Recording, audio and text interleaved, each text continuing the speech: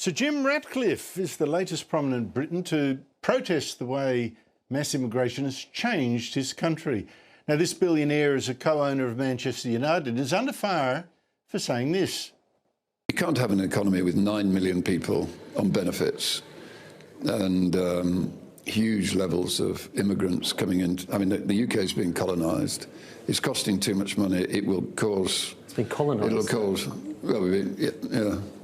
The UK is being colonised by immigrants, really, isn't it? In fact, Jim Ratcliffe is wrong. There aren't 9 million Britons in benefits. Are you crazy? There are 10 million. But he's had to apologise for saying immigrants have colonised Britain, and the Football Association is investigating whether he's brought the game into disrepute. Joining me from London is Talk TV host and Bolt Report regular, Samara Gill. Samara, great to see you again. What has the reaction been to Sir Jim's comments? The establishment is coming down on him like a ton of bricks, is partially apologised. Where are the public? The public, great to be here, by the way, Andrew. The public they're very divided on this. It's really caused a ruckus over here in the United Kingdom because I think obviously the word colonialisation is very sort of it's contentious over here, unfortunately, just because of Britain's history. And I think as well, when you get such public figures like Jim Ratcliffe, who, you know, is highly influential over in the United Kingdom, seen as a mainstream person. I mean, I was very quick to point out he actually backed Labour in the 2024 election over here. So, you know, when he comes out and says that he thinks the UK has been colonised, it's quite serious. Now, I mean, let's just look into the definition quickly of that. It's the process by which a group of individuals settle into a new territory and establish control over it. So when we kind of look at that, we can see when we've got these pro-Gaza MPs, like people like Iqbal Muhammad, who are advocating for first cousin marriage in the United K, also people that run on a purely pro-Gaza ticket, that, you know, there are certain factions of society that haven't integrated and that have siloed themselves off.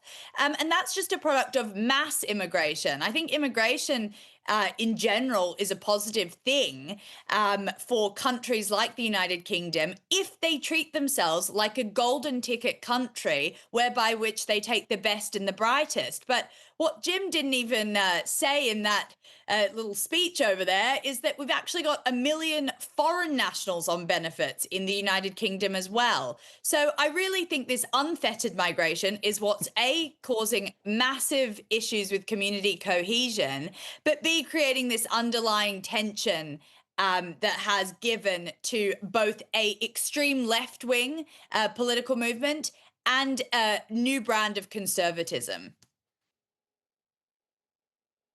Well, honestly, when you look at colonialism as, you know, in the sort of ancient Greek sort of meaning, where they'd be settling, you know, founding a colony, a little town in some foreign country, that is happening to Britain. You to go down London's Edgware Road, I mean, you would swear you were in downtown Beirut. You go to parts of Birmingham, you go to parts of Manchester and Rotherham, and do I need to go on? I mean, it does increasingly look, as do some parts of Australia, like ethnic conclaves being set up in a foreign country. I mean, what do you... Isn't he correct in that? I mean, totally. If you had 1 million British people go into Bangladesh, into one certain area, of course, then that area would probably start looking a little bit like England, and they would start, you know, English people would start putting their sort of architecture and everything around it. So it really does go both ways in terms of how you can view this. And yes, there are no-go zones now in the United Kingdom. There are places that are not recognisable, but that's because of a failure, in my opinion, by government policy, allowing just thousands upon hundreds of thousands of people in. I mean, we had in 2023 1.4 million immigrants come into the United Kingdom. And of course, I'm one myself, so I can't talk about this purely as a British person. But unfortunately for me, you know, I have very strict visa restrictions. And unfortunately, when he talks about the benefits bill of some of these immigrants that are coming into the country, it's because they're the ones actually having kids, while the Europeans are kind of abstaining from that. So there is a multitude of issues that go down the line as to why this is happening. And in my opinion, it is government failure that is at the root cause of it. Well, speaking of government, well, actually royal failure, Andrew Mountbatten-Windsor, the man formerly known as the Prince, has been warned by Britain's top prosecutor, nobody is above the law. Nobody is above the law, as the top prosecutor has said, because Andrew apparently peddled confidential information to the pedophile Jeffrey Epstein, the pedophile financier who put him up in his houses and all that. And this is information that Andrew got when taxpayers were flying him around the world as UK's trade envoy, where he's been photographed spending a lot of time with girls and blah, blah. This warning sounds ominous.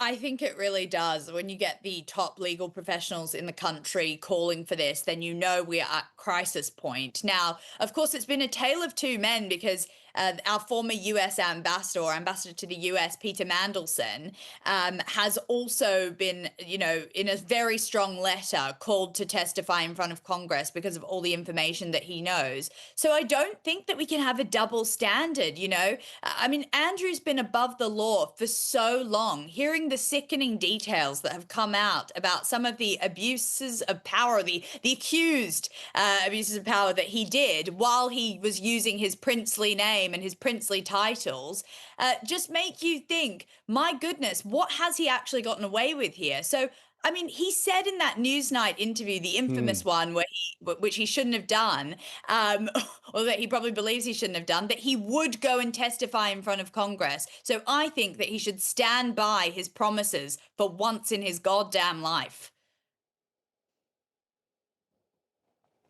Just quickly, the US is considering giving refugee status to an asylum seeker in Britain, Hamid Koskun, if he loses a court case this week.